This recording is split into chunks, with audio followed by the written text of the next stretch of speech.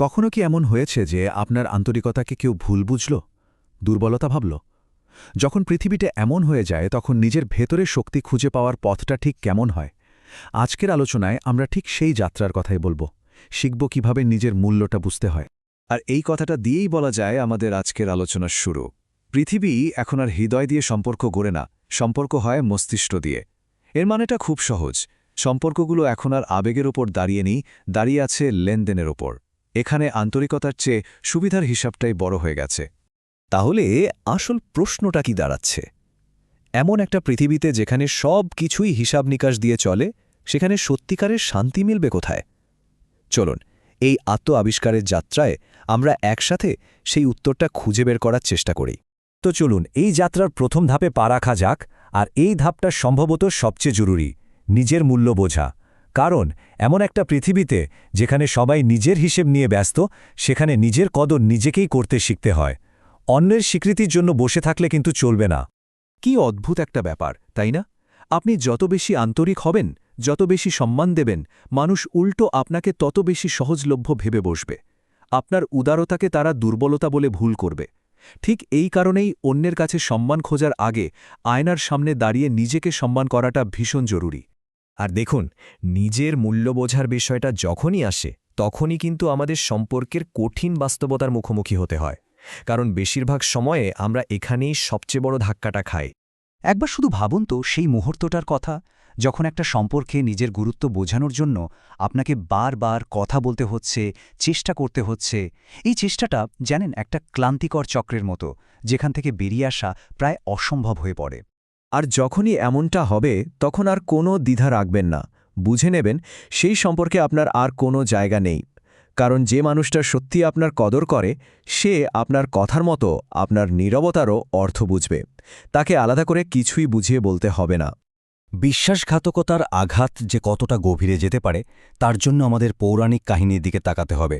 দেখুন, সর্বশক্তিমান রাবণের পতনের কারণও কিন্তু ছিল বিভীষণের বিশ্বাসঘাতকতা, তার নিজেরই ভাই। এই কাহিনী আমাদের একটা কথাই মনে করিয়ে দেয়, বিশ্বাস হল সবচেয়ে ধারালো একটা অস্ত্র। এটা কার হাতে তুলে দিচ্ছেন তা নিয়ে হাজারবার ভাবা উচিত। কিন্তু একটা প্রশ্ন আছে, আমরা জীবনের সবচেয়ে বড় শিক্ষাগুলো কোত্থেকে পাই? অন্যের দেওয়া হাজারটা উপদেশ থেকে, নাকি নিজের জীবনে পাওয়া একটা ধাক্কা বা ঠোকার থেকে? এখান থেকেই আমাদের আলোচনা একটা নতুন দিকে মোড় নেবে। একদিকে ধরুন ১০০টা বই থেকে পাওয়া জ্ঞান, আর অন্যদিকে জীবনের দেওয়া একটা কঠিন ধাক্কা। আকাশপাতল তফাৎ, তাই না? বইয়ের তথ্য আপনাকে হয়তো পথটা দেখিয়ে দিতে পারে, কিন্তু সত্যিকারের শক্তিটা তৈরি হয় কেবল অভিজ্ঞতার আঘাতে। ওই একটাই ঠোকার ১০০টা উপদেশের চেয়ে অনেক বেশি দামি। তার মানে জীবনে আসা ভুল মানুষ, ভুল পথ বা ভুল সিদ্ধান্ত, এগুলোকে কিন্তু ব্যর্থতা ভাবার কোনো কারণই নেই। বরং ভাবুন, এগুলো এক একটা ফিল্টারের মতো কাজ করছে। প্রতিটি ভুল অভিজ্ঞতা আপনার জীবন থেকে অপ্রয়োজনীয় জিনিসগুলোকে ছেকে বাদ দিয়ে দেয়, আর আপনাকে স্পষ্ট করে দেখিয়ে দেয় আপনার জন্য কোনটা সঠিক। কিন্তু এই সব ভুল আর ধাক্কার পরে কি হয়? মানুষ প্রায়ই একা হয়ে পড়ে, তাই না? আচ্ছা, এই একাকিত্বকে আমরা কি একটু অন্যভাবে দেখতে পারি? এটাকে বোঝা না ভেবে আমাদের সবচেয়ে বড় শক্তি হিসাবে? হ্যাঁ, এটা ঠিক যে একাকিত্বের শুরুতে একটা ভয়ঙ্কর হতাশা ঘিরে ধরে। মনে হয় চারপাশে পৃথিবী থেকে আপনি যেন পুরোপুরি বিচ্ছিন্ন, একা একজন। কিন্তু মজার ব্যাপার কি জানেন? এই তীব্র একাকিত্বই কিন্তু আপনাকে ভেতর থেকে ইস্পাতের মতো মজবুত করে তোলে। কারণ এটাই আপনাকে শেখায় যে আপনার সবচেয়ে বড় শক্তি আপনি নিজেই, আর কেউ নয়। তার মানে একা থাকা মানে কিন্তু খালি হয়ে যাও না, বরং এটা হলো নিজের সাথে নতুন করে পরিচিত হওয়ার একটা সুযোগ। এই সময়টাতে আপনি নিজের সবচেয়ে কাছে থাকেন। ভাবুন তো একবার, শেষ কবে আপনি আয়নার সামনে দাঁড়িয়ে নিজের সাথে মন খুলে কথা বলেছেন? বেশ, তাহলে এই আত্মবিশ্বাস আর ভেতরের শক্তিটা তো পাওয়া গেল, কিন্তু এরপর কি? পথ চলাটা এখন কেমন হবে? চলুন আমাদের আলোচনার শেষ পর্বে দেখে নেওয়া যাক এই নতুন শক্তিকে কাজে লাগিয়ে কিভাবে সততার সাথে বাঁচা যায়। এগিয়ে যাওয়ার পথটা কিন্তু একদম সোজা। যারা আপনাকে কষ্ট দিয়েছে তাদের মতো হয়ে যাওয়ার কোনো দরকার নেই, বরং তাদের ছড়ানো নোংরামির অনেক ঊর্ধ্বে উঠতে হবে। মনে রাখতে হবে, আপনার দয়া বা সহানুভূতি আপনার দুর্বলতা নয়, ওটাই আপনার আসল বর্ম। আসল জয় প্রতিশোধে নেই, নিজের সততা আর কর্মকে শুদ্ধ রেখে এগিয়ে যাওয়ার মধ্যেই আছে।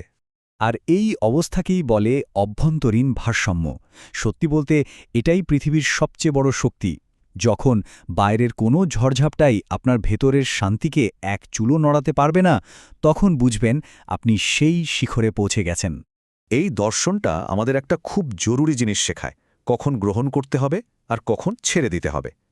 যা আপনার তা হাজার বাধার পরেও ঠিক আপনার কাছে এসে পৌঁছাবে, আর যা আপনার নয় তাকে আপনি শিকল দিয়ে বেঁধে রাখলেও সে এক মুহূর্ত থাকবে না। এই বোধটা আমাদের সবকিছু নিয়ন্ত্রণ করার বোঝা থেকে মুক্তি দেয়। আর এই একটা কথাই বোধহয় আমাদের পুরো আলোচনার সারমর্ম। জীবন সত্যি একটা আয়নার মতো। আপনার ভেতরে যা আছে, আপনার শান্তি, আপনার অস্থিরতা, বাইরের পৃথিবীতে আপনি ঠিক তারই প্রতিচ্ছবি দেখতে পাবেন। তাহলে শেষ প্রশ্নটা আপনার কাছেই থাকল। এই লম্বা যাত্রার শেষে আপনার আয়নায় আপনি নিজের কোন পরিচয়টা দেখতে চান? কারণ দিনের শেষে কিন্তু আমাদের কাজ, আমাদের বিশ্বাস আর আমাদের সততাই আমাদের আসল পরিচয়টা তৈরি করে দেয়।